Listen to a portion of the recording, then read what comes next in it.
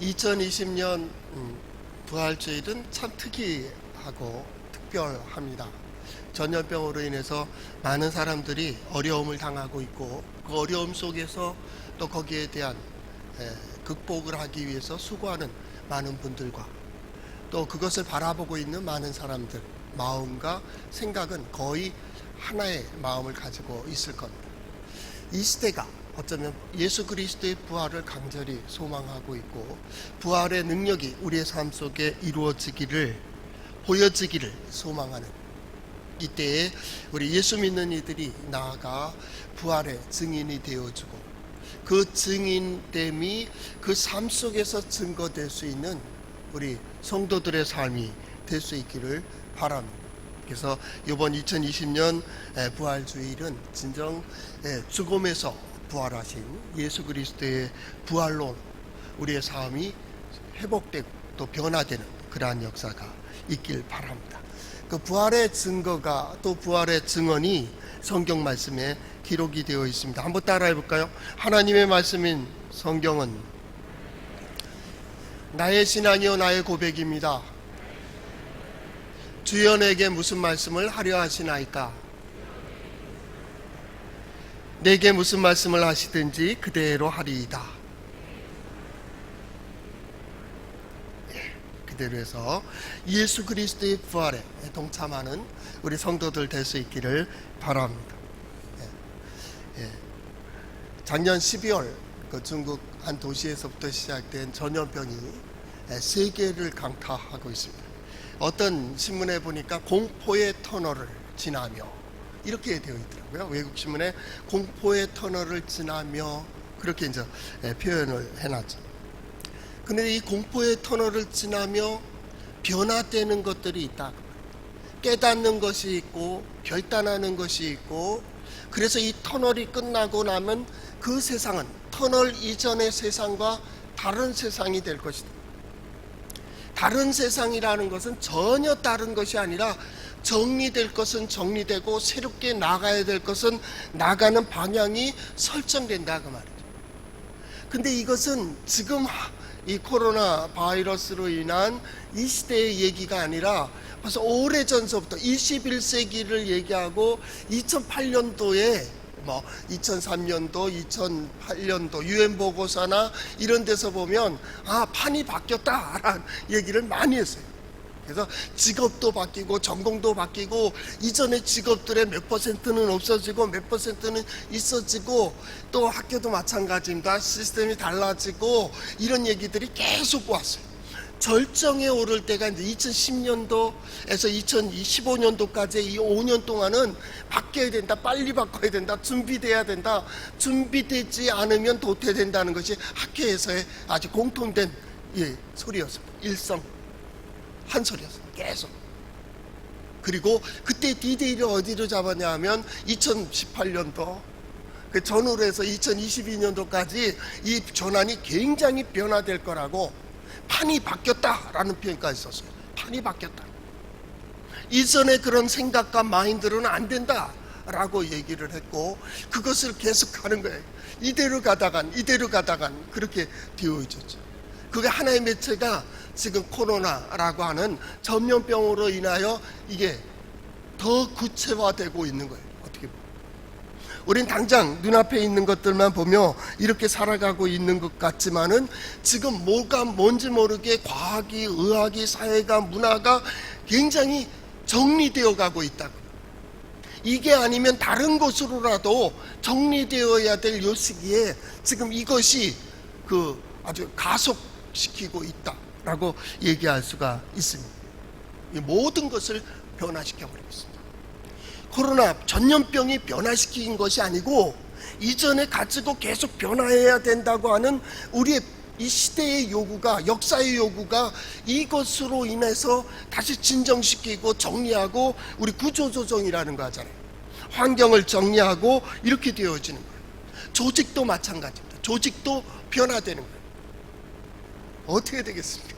시대가 지금 이제 어른들까지도 앞으로 시대는 이렇게 변하겠구나 라는 것을 직감할 수 있는 그 정도까지 왔어요. 그리고 이 시간들을 지내게 됩니다.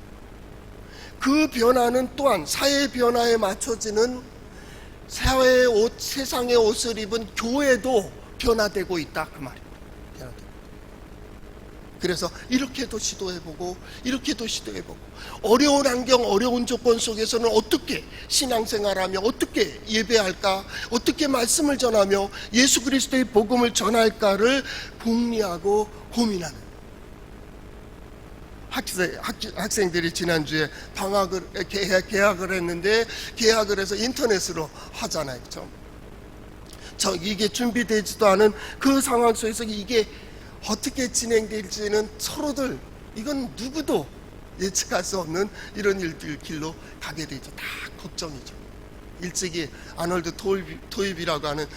토인비라고 하는 역사학자가 말하기를, 인류의 역사는 도전과 응전이다 라는 얘기였습니다. 도전과 응전.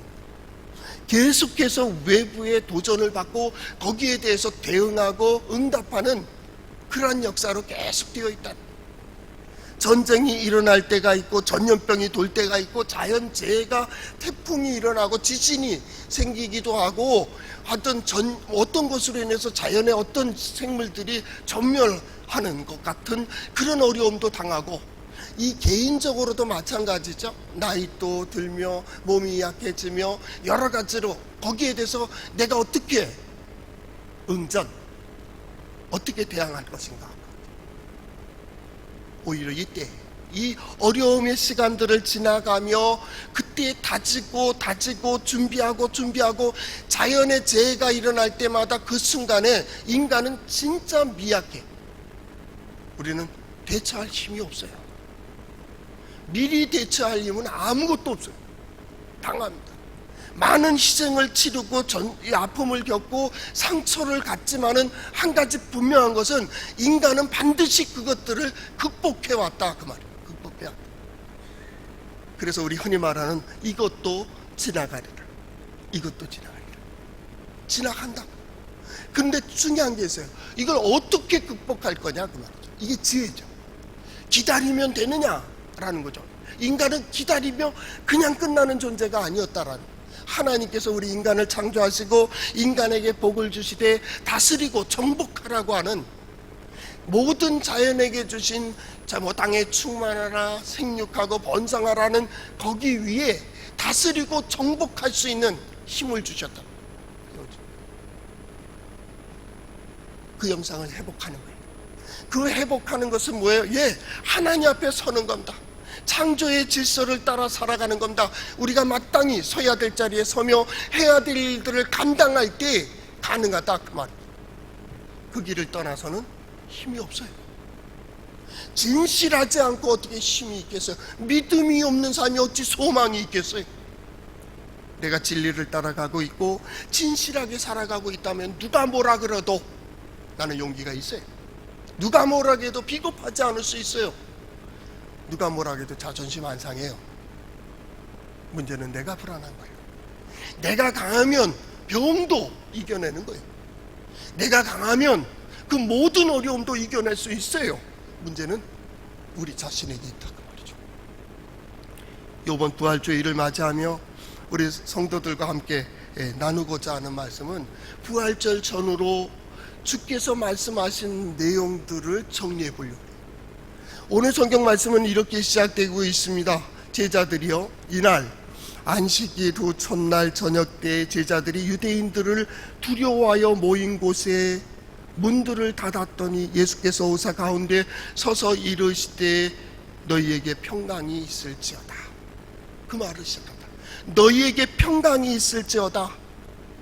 예수 그리스도께서 이단자로, 예수 그리스도께서 반역자로, 혹은 나라를 뒤엎는 영모죄로 십자가에 죽으셨어요. 그에게 속한 이들을 살려놓을 리도 없고 그들을 가만 놔둘 것 아니라고 알고 있기 때문에 그들은 어떻게 했습니까? 그들이 한 곳에 모였고 너무나도 두렵기 때문에 문을 닫아놨다, 그렇게 얘기하고 있는 거예요. 이 사건뿐이겠습니다. 오늘 우리 예배하는 우리의 마음이 너무나도 분명하게 드러난 거예요. 유대인이 무서운 거예요. 종교인이 무서운 거예요. 예수 그리스도를 십자가에 못 박은 그 무리들이 다시 그 화살을 들고 누군가에게 분풀이를 할 때에 이 제자들이 자신들에게 돌아올까봐 이게 두려운 거예요. 그때 예수님께서 오셔서 말씀하시기를 두려워하지 마라. 두려워하지 마라. 오늘 성경 말씀에 보면 그 가운데 서서 이렇게 말씀하셨다. 너희에게 평강이 있을지어다. 샬롬을 선포하라. 샬롬이라고 하는 것은 온전한 상태입니다. 온전한 샬롬입니다. 샬롬. 이스라엘 백성들이 예배를 제사를 지내고요. 제사의 마지막 제사장이 지성소에서 나와가지고 이스라엘 백성들을 향해서 선포하는 내용, 축복의 내용이 샬롬, 샬롬, 샬롬, 샬롬 이스라엘이여 평강이 있을지어다. 왜 그러냐? 하나님께서 우리의 예배를 받아주셨다. 하나님께서 우리와 함께 하신다. 하나님께서 우리를 허락하셨다. 하나님께서 우리에게 은혜를 베풀어 주신다. 이스라엘이여 평안하라 라는 것을 선포하는 똑같은 구조로 되어 있죠. 예수님께서 십자가에 죽으시고 다시 부활하여 살아나시고 제자들에게 오시는 것, 그리고 그들에게 평화를 선포합니다. 평화. 샬롬이라. 샬롬. 그래서 이 샬롬이라고 선포하는 이 샬롬 평화라는 것은 제사에 보면 셀렘이라는 말이 있어요. 이게 화목제를 얘기합니다. 화목제. 화목제를 셀렘이라는 말을 비슷하죠? 네, 같은 어원을 가지고 있습니다. 샬롬, 셀렘 똑같은 겁니다. 화목제. 그래서 예수 그리스도의 십자가의 사건을 어떻게 해요? 하나님과 인간이 화목케 하는 그러한 역할을 하셨다. 예수님께서 스스로 희생하시면서 어떻게 해요? 하나님과 하나님의 공의를 만족시키셨다 그 말. 누군가는 죄의 대가에 희생을 치러야 되는데 피는 피로 생명은 생명으로 이것을 대속해야 되는데 바로 예수님께서 그렇게 하셨다. 그게 뭐예요? 샬롬, 샬롬. 화목제를 완성하셨다. 예수님은 충분히 그 말씀을 선포하실 수가 있다. 왜요? 죽음에서 부활하셨기 때문에. 온전히 제사를 이루셨기 때문에 이스라엘 백성들을 향하여, 하나님의 백성들을 향하여 제사장들이 선포하신 것처럼 오늘 우리에게도 마찬가지입니다. 평안, 너희 평안해라. 샬롬. 샬롬이 뭡니까? 예, 말씀 그대로입니다. 하나님의 뜻을 따라 사는 겁니다. 하나님의 뜻이 이루어지는 겁니다. 샬롬입니다. 샬롬. 평화. 사람들은 그때 무력으로, 힘으로, 경제적으로, 군사력으로 평화를 이루려고 합니다. 힘이 있기 때문에, 능력이 있기 때문에. 그렇기 때문에 누구의 입장이냐에 따라서 누구는 억울하고, 누구는 소외되고, 누구는 좋아하고 기뻐하고 이렇게 되는 거예요. 성경에서 말하는 평화는 그런 평화가 아닙니다. 하나님의 질서를 따라 사는 자들이 누리는 겁니다. 하나님의 질서를 따라 사는 자들이 누리는, 그 첫째는 뭡니까? 하나님께서 주시는 은총적 회복입니다. 하나님의 자녀로 받아들이는 겁니다. 우리의 하나님의 형상이 회복되는 겁니다. 그리고 우리의 마음이, 우리의 그 생각이, 정서가 회복되는 겁니다. 사회의 문제가 왜 문제가 생깁니까? 예, 타락한 겁니다. 지금의 일련의 모든 문제들을 보면 첫째, 쾌락입니다. 쾌락. 자기의 쾌락을 위해서, 그 쾌락을 추구하기 위해서 심지어는 사랑하는 사람도 버리고 가정도 버리고 나갔습니다. 그리고 거기서 기쁨을 누리고 거기서 기쁨을 누릴 수 있다고 생각했어요. 쾌락. 두 번째가 뭡니까? 이기주의입니다. 개인 이기주의죠. 집단 이기주의도 있습니다. 아주 제국주의 같은 겁니다. 이 코로나 전염병이 돌기 전까지 시대가 얼마나 뜨겁습니다. 뜨거웠습니다. 나라들마다 자국의 이익을 위하여 동맹도 형제국이라고 했던 그 나라에까지도 억압하고 군림하고 강압하고 강요하고 저항할 수 있어요? 없어요. 형제입니까? 형제 나라였습니까? 그것도 안 되는 거예요. 그런 어떤 20세기의 어떤 생각들은 21세기 오면 복음적으로 진짜 예수 믿기 좋다, 이 사고가 진짜 좋다 생각이 들어요. 누가 적입니까? 누가 나를 대적하는 자고, 누가 나를 핍박하는 자고, 누가 나를 어렵게 하는 자입니까? 우리 자유 경쟁이라는 말 하잖아요. 경쟁하는 거예요. 함께 더불어 살아가는 거예요. 평등 아닙니다. 그건 아닙니다. 너도 하나 받았으니 나도 하나 아니요, 그런 논리는 없습니다. 예수의 복음에서도 5달란트 있고 2달란트 있고 1달란트 있습니다. 하나 가질 사람이 있고 둘 가질 사람이 있고 5 가질 사람이 있고 하나 누릴 사람이 있고 5 누릴 사람이 있습니다. 그걸 똑같이, 그건 안 됩니다. 그거 해봤잖아요. 공산주의 이론입니다. 생산은 어떻게 했든지 똑같이 나눠 갖는다. 그래갖고 실패한 역사입니다. 이미 실패했잖아요. 그러나 중요한 게 있습니다. 내가 5을 누리더라도 하나 누리는 사람이 불편이 없어야 됩니다. 내가 하나를 누리더라도 거기에 기쁨이 있고 감사가 있어야 됩니다. 이게 평화입니다. 평화라는 것은 어떤 결정체가 아닙니다. 이루어가는 과정입니다. 그래서 마태복음 5장 9절에 보면 화평하게 하는 자는 복이 있나니 그가 하나님의 아들이라 일컬음을 받을 것이다. 하나님의 자녀들이 나아가 나는 힘이 있어요. 그 힘을 가지고 화평을 위해서 일하는 거예요. 이 화평케 하는 평화, 메시아에 대한 개념은 구약에서부터 시작이 됩니다. 구약에 보면 이스라엘 백성들이 생각하기는 메시아가 오시면 하나님께서 심판하시고 하나님께서 세상을 분림하시고 세상을 다스린다고 생각했어요. 그때 평화의 나라가 온다고 생각을 했습니다. 그때 자기들은 선민들이니까 자신들이 최고다, 이렇게 생각을 했다는 것이 이제 우리의 전해오는 얘기입니다. 그런데 예수 그리스도의 복음은 아닙니다. 예수 그리스도의 복음은 그것을 포함하고 있지만 한 걸음 더 나아가 이 땅에 임한 하나님의 나라는 자신이 가지고 있는 어떤 힘과 능력을 가지고 평화할 수 있도록, 누구도 아파하지 않고 누구도 힘들어하지 않는 은혜를 베풀고 자비를 베풀고 손들어주고 붙들어주고 위로해주는 샬롬, 평화. 그 평화는 되어지는 과정이에요. 네, 나도 큰 소리 칠 수 있습니다. 근데 참아줍니다. 나의 것입니다. 그런데 강도 만난 자를 돕습니다. 어려운 사람들을 도와줍니다. 그가 누구예요? 그가 하나님의 자녀입니다.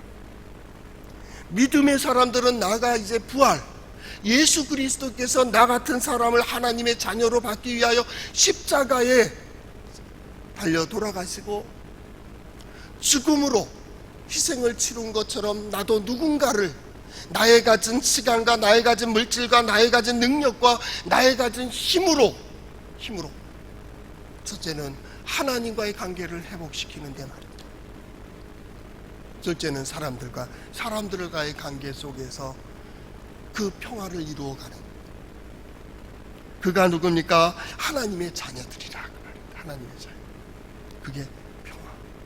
하나님과의 평화입니다. 그러니까 세상의 어떤 물리적인 힘과 능력이 아닙니다. 우린 대안으로 인터넷으로 예배 드려도 된다, 뭐 한다, 할 수 있다, 그럴 수 있다라는 거죠. 그래야 된다는 건 아니죠. 세상의 논리하고 달라요. 신앙은요 항상 1대1이에요. 하나님과 나의 문제. 예, 맞습니다. 가정에서, 골방에서 혼자 하나님께 기도하고 예배할 수 있습니다. 그러나 예배라고 하는 이 공동체의 그 역사들을 보면 함께 모입니다. 선지자들이 말하는 제사, 예배, 회중 공동체 얘기할 때는요 눈과 눈이 마주치는 겁니다. 마음과 마음으로 가는 겁니다. 그래서 예배 드릴 때 눈이 마주치지 않으면 감동이 적습니다. 그러면 라디오 방송 듣는 거랑 똑같습니다. TV 보는 거랑 똑같습니다. 이것은 그냥 감정적인 거로 끝납니다. 영적인 역사는 소통입니다. 너와 나입니다. 그러니까 세상의 원리와는 다른 리듬이란, 거기에 감동이 있는 겁니다. 들려지는데, 보여지는데, 역사하는 가운데에서 진정 하나님과의 평화를 이루는, 하나님께서 내게 평화를 주시는, 주님 말씀하시듯이 너희에게 평강이 있을지어다. 우리 성도들 나가는 곳마다 주의 평강이 함께 하시기를 바랍니다. 두 번째로 말씀하시는 것은 이들이 이런 일이 있을 때에 바로 전에 예수님께서 말씀하셨습니다. 담대하라, 내가 세상을 이기노라. 요번 부활주일 세 말씀을 기억해야 되는데 그 첫 번째는 따라해볼까요? 너희에게 평강이 있을지어다. 예, 평강입니다. 평강의 문. 너희에게 평강이 있을지어다. 그걸 기억하세요. 누가 말씀하셨어요? 예, 주님이 말씀하셨어요. 어디에 선포됐어요? 예, 하나님께 제사하고 예배한 다음에 제사장은 반드시 그것을 선포했어요. 그래서 우리 축도할 때 그거 있죠. 하나님께서, 여호와께서는 혹은 하나님께서 너희에게 얼굴을 드사 너희에게 평강 주시기를 원하며 은혜 주시기를 원하며 똑같습니다. 샬롬입니다. 샬롬. 평강이 있기를. 두 번째로 고백해야 될 것은 담대하라, 내가 세상을 이기었노라. 이겼다. 우리는 지는 게임을 하는 게 아니에요. 이기는 게임을 한다고. 이기는 법을 알아요.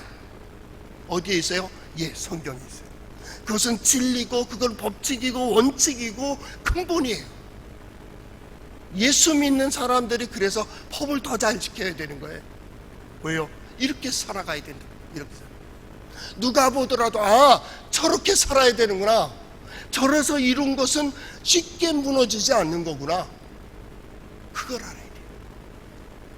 예수님도 말씀하셨습니다. 이 고난 당하시기 전에 담대하라. 담대하라. 어떻게 담대할 수 있습니까? 담대하라. 그래서 담대해집니까? 그래서 사람들은 이것도 의지해보고 저것도 의지해보잖아요. 그러나 그 모든 것들은 쥐었으면 놓아야 되고 쌓았으면 언젠가는 허물어지는 것을 느끼는 거잖아요. 왔으면 언젠가는 떠나는 것을 느끼며 그것 때문에 질투하고 그것 때문에 시기하고 그것 때문에 분노하잖아요. 그렇죠? 어찌 그럴 수 있을까 말이에요. 그래, 성경의 개념의 담대함이란 그 안에 서는 겁니다. 하나님께서 정하신 그 울타리 안에 서는 겁니다. 그 자리에 서는 것이고 그 자리에서 바라는 것이고 그곳에 들어가는 겁니다. 그때 담대할 수 있습니다. 그 담대함은 어디에서 옵니까? 그 첫째는 하나님께서 함께 하시기 때문입니다. 하나님이 나와 함께 하신다. 그 담대함은 어디서 시작됩니까? 하나님께서 지금도 역사하고 계시다고. 지금도 역사하고. 우리 말하잖아요. 우연은 없다. 우연은 없다. 한순간 순간입니다. 우리는 조심하고 우리는 경계하고 우리는 어떤 방법을 얘기합니다. 인간이 지금 하나의 전염병도 마찬가지고 전쟁도 마찬가지고 거기에서 만들어낸 법칙과 원리와 어떤 경계는 1%도 안 됩니다. 인간이 할 수 있는 일이 없습니다.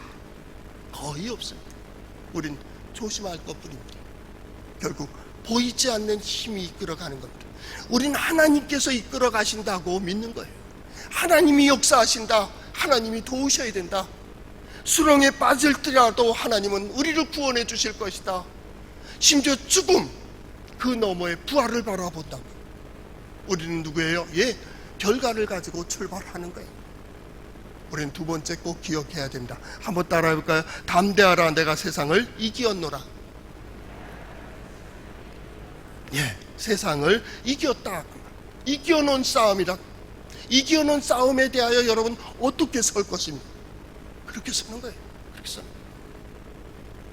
그래도 때로는 두렵고 때로는 힘들 때도 있어요. 그래도 잊지 마세요. 2020년 부활주의를 지내며 하나님 예수 그리스도께서 우리에게 말씀하시는 너희에게 평강이 있을지어다. 왜냐하면 담대하라, 내가 세상을 이기었노라 하신 주님의 말씀을 기억할 수 있기를 바랍니다. 세 번째 우리가 기억해야 될 것은 마태복음 28장 20절 하반절에 있는 볼지어다 내가 세상 끝날까지 너희와 항상 함께 있으리라. 너희와 항상 함께 하시다. 이 항상이라는 말은 그 헬라어를 보면 매일매일입니다. 매일매일. 따지고 보면 매 순간 우리는 누가 함께 해서요? 예, 부활하신 주님이 나와 함께 하십니다. 우리는 이길 수밖에 없어요. 우리 능력 있어요. 왜? 우리 가운데 역사하시는 하나님이 계시기 때문에. 그 말씀을 하신 분이 승리하신 분입니다. 질병을 이기고 환경을 이기고 상황을 이기고 심지어 죽음까지도 이기신 분이 평화를 얘기하고 이겼다고 말씀하시고, 그리고 내가 너와 함께 하신다고 하는 거예요. 이긴 자가 우리와 함께하고 있다고요. 우리는 그 예수 그리스도의 복음을 들으며 그 이김의 길을 가는 거예요. 그분이 우리와 함께 하신다고요. 힘들고 어려울 때마다 기억하세요. 하나님이 나와 함께 하신다. 예수 부활하신 예수 그리스도께서 나와 함께 하신다. 마태복음은 참 재밌게 되어 있습니다. 마태복음 1장에는 아들을 낳으리니 예수라 하라. 이는 곧 임마누엘이라. 하나님이 우리와 함께 하십니다. 하나님이 우리와 함께 하신다. 그 하나님이 어떤 하나님이에요? 예, 동정녀의 몸에서 아들을 낳게 하시는 하나님이. 그런데요, 마태복음 끝날 28장에 가서는 이 아들이 예수죠. 예수께서 말씀하신다. 내가 너희와 항상 함께한다. 내가 누구입니까? 예수님입니까? 예수님이 누굽니까? 죽음에서 부활하신 분입니다. 죽음을 이기신 분입니다. 그분이 우리와 함께 하신다. 예수 그리스도의 복음은 여기서 시작됐습니다. 그래서 그 다음 8일째 안식일 다음 날인 바로 요일의 8일째죠. 그때 사람들이 모여서 예수님 이날 부활하셨는데, 예수님이 또 다음 8일째에 또 나타나시는 거예요. 안식일 후 다음 날 제자들에게 또 나타나고요. 또 제자들에게 나타나고 또 성도들에게 나타나고 나타나셨어요. 그러니까 그 주에 계속 모이는 거예요. 그래서 종교 300 몇 년도 종교회의에서 이걸 주일을 지키기로 결정을 해요. 그래서 수보에다가 한쪽 면에다가 주일의 유래 이렇게 하고 역사를 써놨습니다. 써놨어요. 이날 우리는 이날을 한다.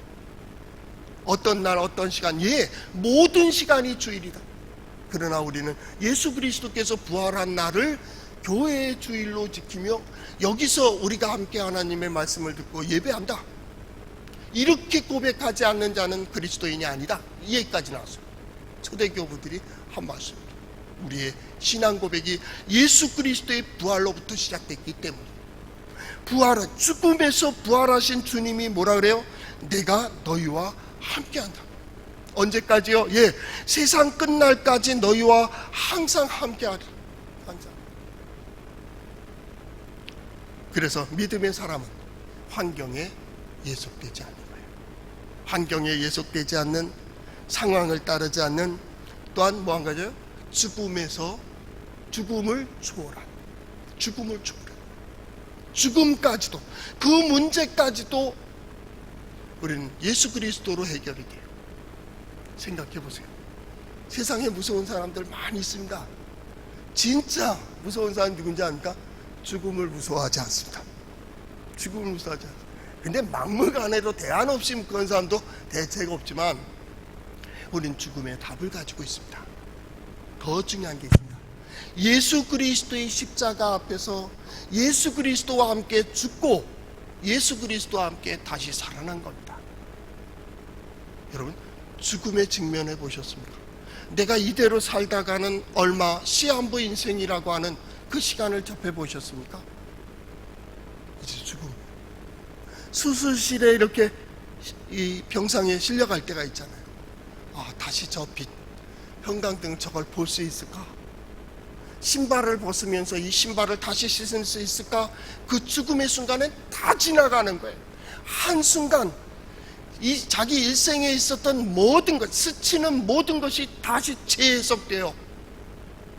뭐가 중요하고 뭐가 중요하지 않은 것과, 어떤 게 나에게 힘이 되고 어떤 게 마지막까지 나를 붙들어주고 있고 나를 이끌어가는가를 그때 느껴요.